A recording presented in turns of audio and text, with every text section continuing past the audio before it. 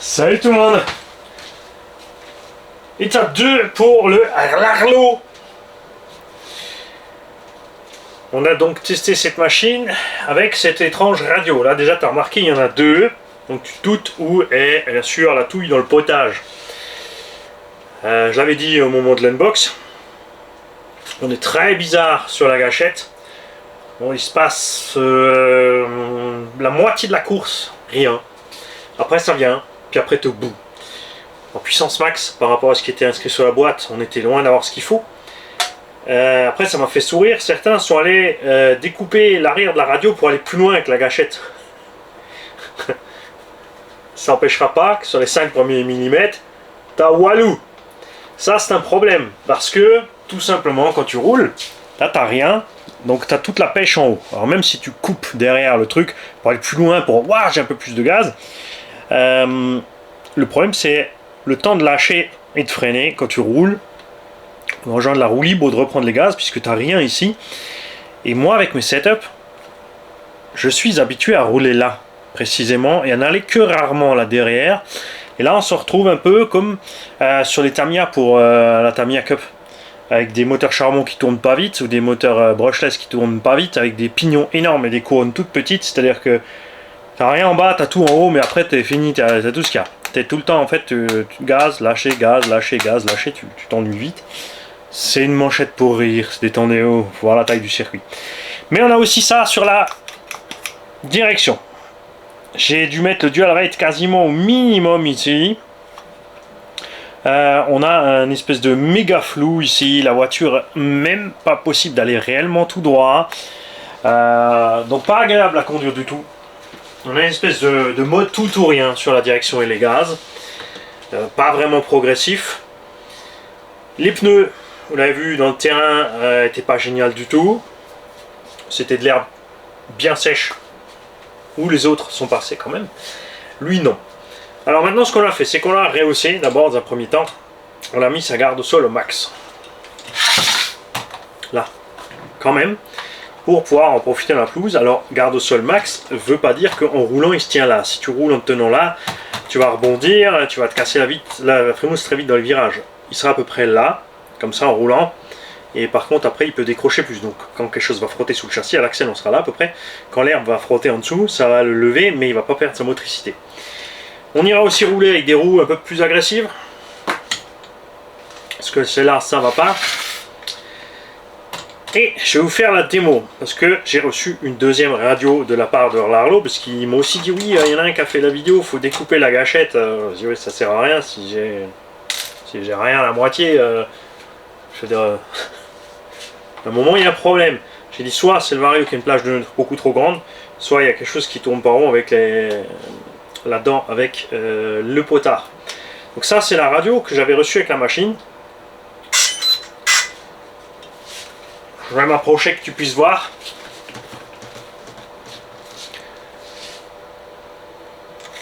Tu vois?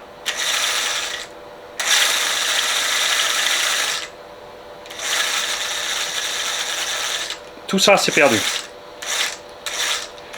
Après ça vient, tu vois? Ça un peu et là regarde.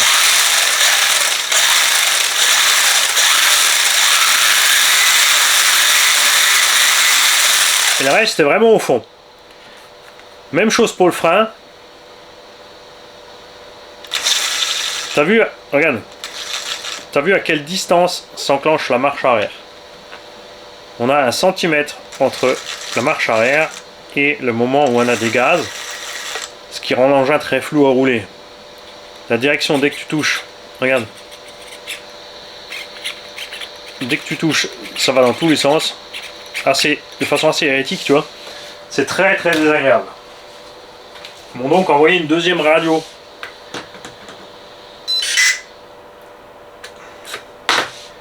Et avec cette deuxième radio, tout ce que tu as à faire, donc je vous invite, tous ceux qui ont un problème, reçu Commutator 83, de contacter Larlo. S'ils ne te répondent pas, je vais m'en mêler. Parce que moi, j'ai un fil direct chez eux. Voilà. Regardez la différence. Alors là aussi, le point de vue de la direction, bien sûr, j'ai dû diminuer aussi le dual rate. On est quasiment pareil, même on est un peu moins sur le Dual-Rite. Donc déjà là, tu vois,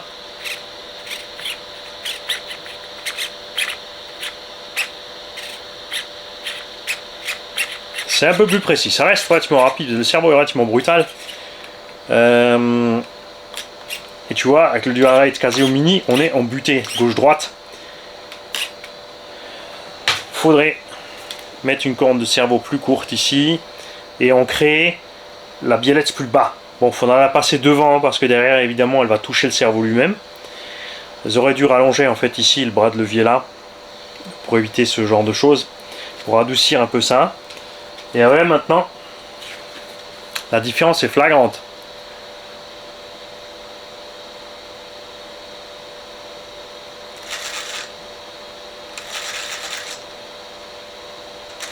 Tu vois, avant j'étais quasiment à la cornière pour réussir à accélérer. Là, non.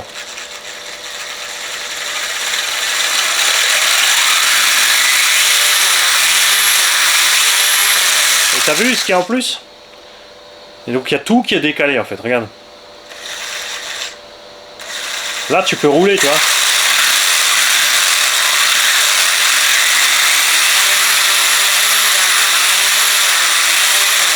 Et t'as juste vraiment le plein gaz à la fin. Donc ça n'a rien à voir.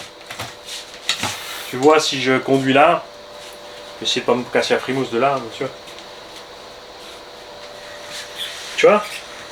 Ça c'était pas possible avant, le machin il partait comme un missile. Pour la marche arrière, il faut se méfier, elle est quand même assez brutale. Bon ça va. Tu vois, ça c'était pas possible avant. Donc on va voir ce qui se passe avec cette radio. En tout cas c'est clairement très différent, surtout au point de vue de la patate.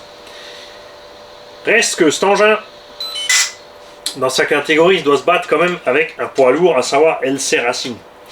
Un poids lourd parce qu'ils ont prouvé ce qu'ils font au niveau qualité. Là on est clairement sur du VL Toy qui a reçu un châssis carbone, une platine bien foutue ici.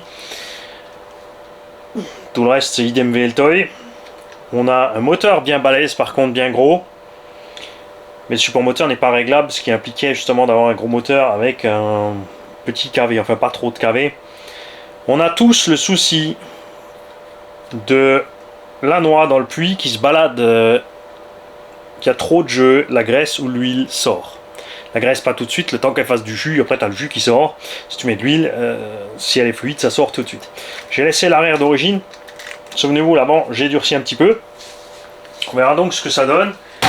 Dans la pelouse, bon là elle a cramé, il n'y a plus rien de pelouse, donc ça devrait aller mieux. C'est pour ça que j'ai pas tout installé les pneus. On va redonner une chance à ces pneus. Mais point de vue qualité aussi, bien sûr, en dessous des LC Racing, fournis au même prix, je le rappelle. Les LC Racing ont un moteur un peu plus petit, mais comme tu peux jouer sur l'étagement, tu es bien à l'aise. En 2S ça va déjà super, en 3S ça bombarde, on n'a pas de problème. Eux ils ont mis le petit pare-choc et la roulette arrière en plus. Pas forcément utile. Ils ont donné un look de mini typhon. Ouais, ça m'aurait pas dérangé d'avoir autre chose. C'est bon, le typhon on l'a vu, il existe déjà, on n'a pas besoin d'avoir le mini. Le violet c'est pas mon rayon, mais ça c'est à chacun de voir. Oui, ça existe dans d'autres couleurs, mais après t'es plus en brushless.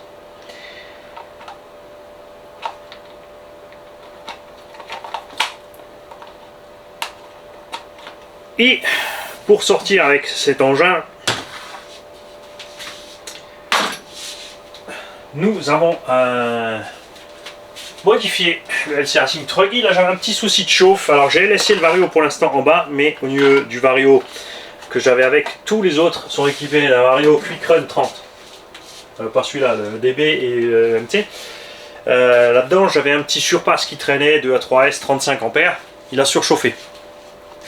Maintenant j'ai mis un Quick Run 30, donc 5 ampères de moins, mais je pense que ça va se passer avec moins de problèmes. Et sinon je monterai le Vario dans la cabine, on fera une prise d'air pour que ça passe.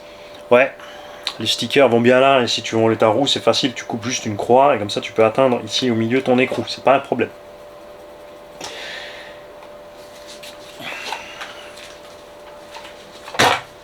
Le MT, il n'y a plus rien à prouver, c'est sûr, il marche. Et on a un petit peu turbo boosté, le Timasso Reflex. Ces trois-là, dans les mêmes tarifs à peu près. Donc celui-là, il est entre 180 et 200 €, mais sans lipo, sans chargeur. Ceux-là, chez PBM, chez RC Transformi et sur AliExpress ou Banggood, moi je les avais trouvés entre 210 et 240 €. Maintenant ça a grimpé un petit peu les tarifs. Les gens m'ont dit ouais, maintenant il faut compter dans les 270. Ça commence à faire cher quand même. Enfin selon les modèles hein, que tu prends. Mais ils sont livrés avec la lipo et le chargeur. Celui-là aussi est livré avec la lipo et le chargeur. Là avec lipo et chargeur tu seras plus ou moins au même budget. De ces trois-là, je ne mets pas VLTOY dans la bande parce que pour moi, après avoir roulé, c'est clairement les moins agréables à rouler, comme c'est le cas encore pour celui-là. Ça maintenant on verra avec le setup différent. Ces deux-là sont vraiment de loin les plus agréables à rouler. Lui il a 3 diffs à bord, lui il a un slipper au centre. Les VLTOY ceux-là n'ont absolument rien au centre pour protéger la transmission. Faites gaffe. Hein. Donc là ils ont encore lancé un concours de vitesse puisque Arrma a lancé un concours de vitesse aussi. Ils ont poussé les gens à équiper leur typhon et tout ça, tout ça. Si tu veux aller vite, prends pas un typhon, prends un engin plus léger, prends un VS2, prends un Techno RC, prends quelque chose de léger. Tu verras les 500-600 grammes de moins, c'est magique pour aller un peu plus vite. Et puis bien sûr aussi parce que les gens flinguent tout quand ils font les speedruns, ils sont fous, ils achètent plein de combos, des batteries, des trucs, ils se crachent, ils rachètent, et voilà. C'est malin de leur part, c'est moins malin pour tous ceux qui se lancent dans l'aventure sans y avoir réfléchi. Donc, quand vous allez faire des speedruns avec ça, il va y avoir de la casse, c'est sûr. Bien. Donc celui-là, de tous ces trois-là, avait le moins bon combo. Pas mauvais, mais le moins bon. En 2S, avec les roues d'origine, parce qu'il y a maxi 2S, ceux-là peuvent prendre 3. Là, tu as vu ce que ça fait déjà en 2, en 3, ça va être un peu du n'importe quoi. LC Racing, ils ont réfléchi un peu plus à la chose. Vous avez vu l'engin rouler en 2S, il va super. En 3S, il est toujours gérable. Il a ce confort de conduite, cette précision. Tu as l'impression de piloter. Ça se comporte aussi bien qu'une 1.8. Juste, essaye échelle plus petit. Hein, je parle surtout du MT parce qu'il a l'anthrax court aussi. Comme il a les gros pneus, il lève facile. Parce que lui, évidemment, avec l'anthrax long, celui-là, il bouge pas.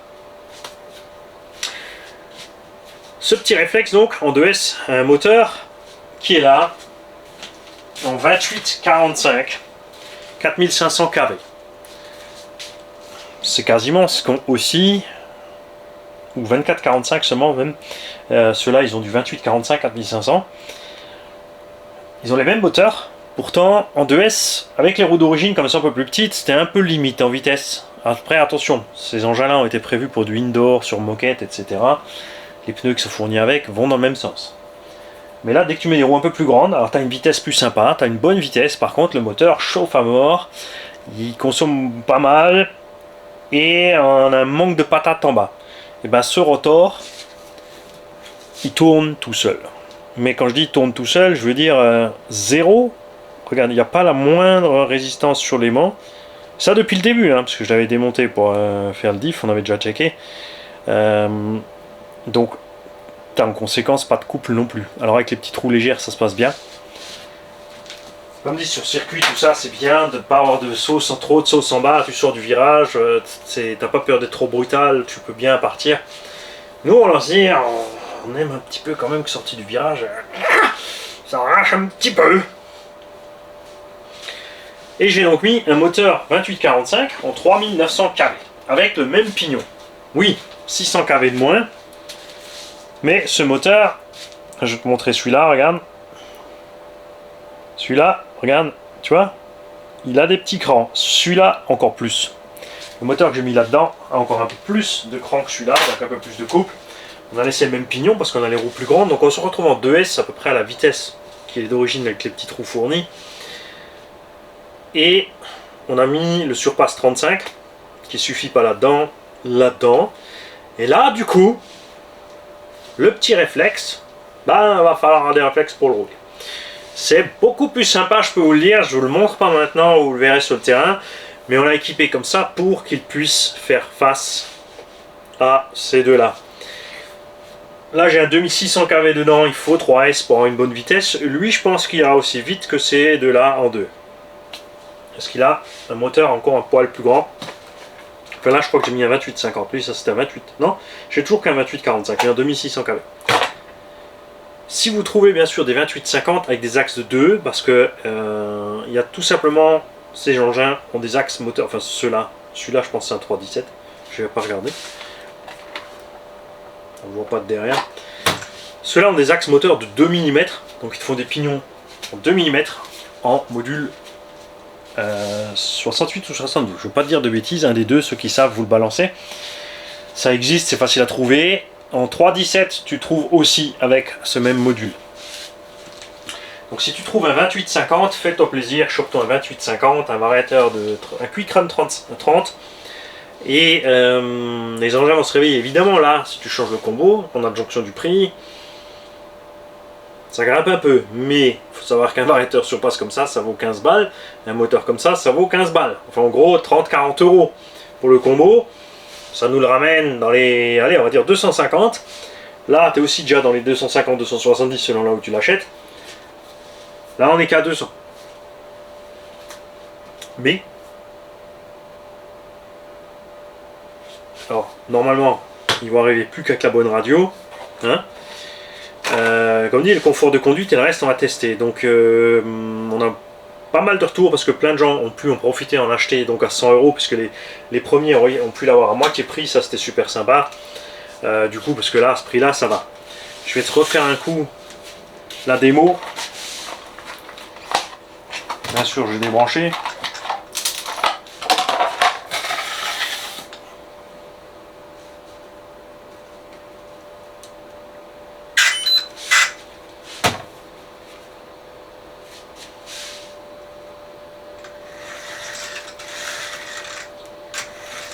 Tu vois tout ce qu'il faut sur la gâchette pour qu'il parte. Et on n'arrive pas à fond.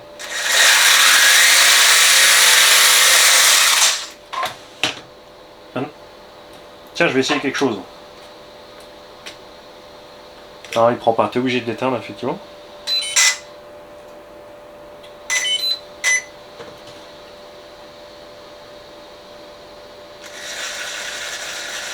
Ça, t'arrives à partir vraiment beaucoup plus doux. Et tout de suite. Enfin, pas tout de suite non plus, hein. C'est pas le must, mais c'est déjà mieux. Et par contre, en haut...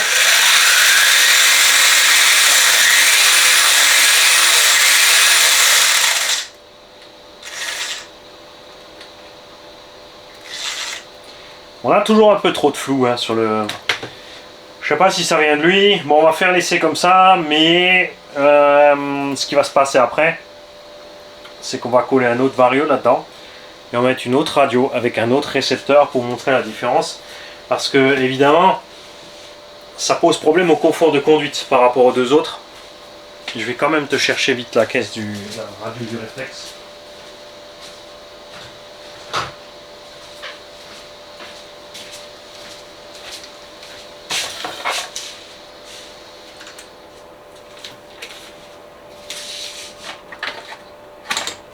Pas de pipile.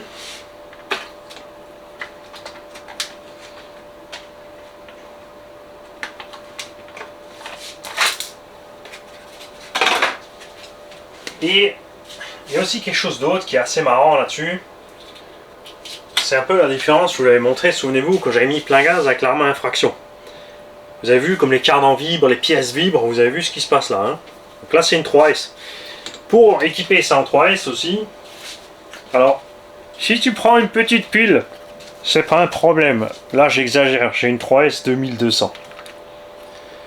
J'ai, pour me passer cette 3S 2200, rehaussé le variateur. On a mis deux cales, on a remonté le vario. C'est un peu comme quand tu mets un moteur de GT Turbo, R5 GT Turbo, Super 5 je veux dire GT Turbo, dans une Renault Twingo première génération. Fallait un petit peu modifier la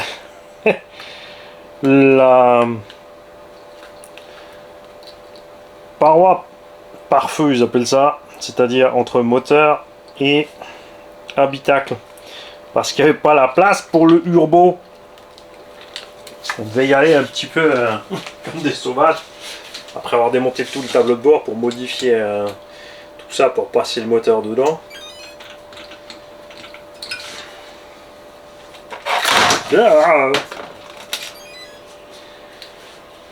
Ok. Le petit Timasso.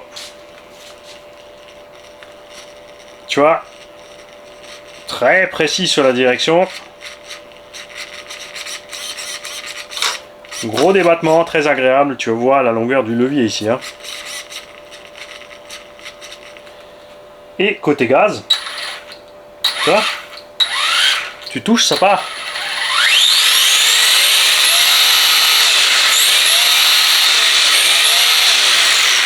T'as vu le séance de fonctionnement? Pas de trucs bizarres. Hein? C'est quand même différent point de vue qualité.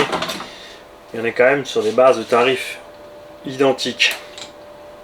Parce qu'une petite lipo comme ça et un chargeur auto, ça vaut 3 fois rien. Ils te fournissent aussi de toute façon qu'un petit chargeur automatique, un petit dongle USB. Hein. Voilà. Je rappelle aussi que j'ai modifié sur ce Timasso Reflex, pareil, dans les diffs, on a mis de la graisse Téflon, donc bien collante à l'avant et au centre. On a laissé l'arrière hyper fluide, l'avant et le centre sont donc plus durs. On a laissé la suspension avant comme elle était, mais on a adouci la suspette arrière pour les mêmes raisons. Tu vois, là on est souple, on encaisse les squats, là on est un peu plus ferme pour l'atterrissage au saut. Et surtout que comme toujours, quand tu es en marche avant, l'arrière squatte, alors que l'avant va se lever quand tu roules. Comme j'ai monté le vario, j'en ai profité pour faire une petite aération, obligatoire parce que ça passe pas. C'est pour ça que je vous parlais du moteur de la R5 GT Turbo dans les Twingo phase 1. Voilà. Il n'y a donc plus qu'à s'armer de patience que je puisse avoir le temps de sortir faire les essais et l'envie. Parce que là, vous avez un problème pour les fans de mini-machines. Je sais combien d'entre vous déjà sont fans de VLToy, machin est complètement accro. Je vous comprends, c'est pas cher, ça fait le taf, c'est rigolo. Moi les mini, c'est pas mon rayon, ça m'ennuie vite. Donc du coup, si déjà je prends des mini, je préfère qu'elles soient vraiment de bonne qualité. Ces deux-là restent au-dessus du lot. Au début, c'est sûr, les gens disaient ouais, mais en charbon, c'est 70 balles la VLToy, ça c'est 200, c'est beaucoup moins cher la VLToy. Mais regarde maintenant la version VLToy en brushless, à combien elle est finalement, elle est quand même dans les 150, il me semble par là. Elle n'était toujours pas au niveau de qualité de ça. Après, comme toujours, dépend de ce que tu fais avec ta caisse. C'est clair. Et donc, pour l'inconvénient des mini, moi j'ai un problème, c'est que j'ai un K2, j'ai un KDM, j'ai un ST Pro, j'ai un Forza Flux, j'ai les buggy VS Hyperstar là, un peu modifiés à tester. J'ai envie d'aller rouler mon Emax. Là, vous savez à quoi il me fait penser à un Losi High Roller. J'ai toujours voulu. Quand le Losi High Roller était sorti à l'époque, un Losi High Roller, c'était beau, c'était un deux roues motrices qui ressemblait à peu près à ça. Il avait une gueule d'enfer. Et finalement, je m'en suis jamais chopé, puis après, c'était trop tard, il n'existait plus.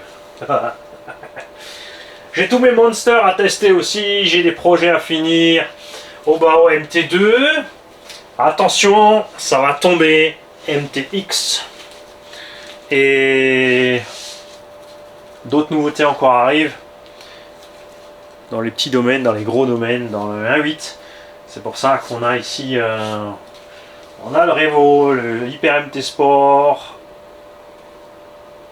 le Savage, le Sen qui sont prêts.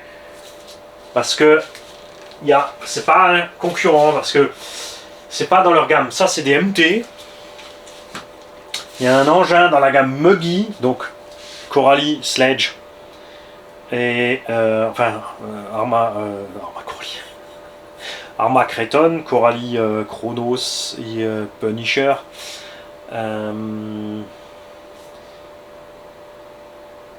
Sledge. Qu'est-ce qu'on a encore de gros comme ça? Quelle marque fait encore un engin avec des roues aussi grosses? Il y avait le Hongnor Mega Boost, mais ça c'était n'importe quoi. C'était juste le Truggy Hongnor avec des roues de 400 grammes collées dessus. ça pouvait pas devenir une réussite. Le Truggy Hongnor X2 CRT Pro était génial, mais en tant que Truggy avec des roues légères, là avec ça dessus, ça va pas. Je vous ai donné un indice. Dans cette cam là, il y a le Serpent MTE. J'arrête pas d'oublier celui-là. Pourquoi est-ce que le MTE Serpent, je le mets pas dans les Monsters? Parce qu'il a un châssis plat. C'est un Truggy avec des grosses roues. Il a l'avantage par rapport à tous les autres Muggy d'avoir des pare-chocs absolument génial. Pour lui donner un look de MT, mais on va le laisser dans la gamme des Muggy. Et c'est pas tout, c'est pas tout. Oui, préparez-vous, va y avoir de la vente, il me faut de la place.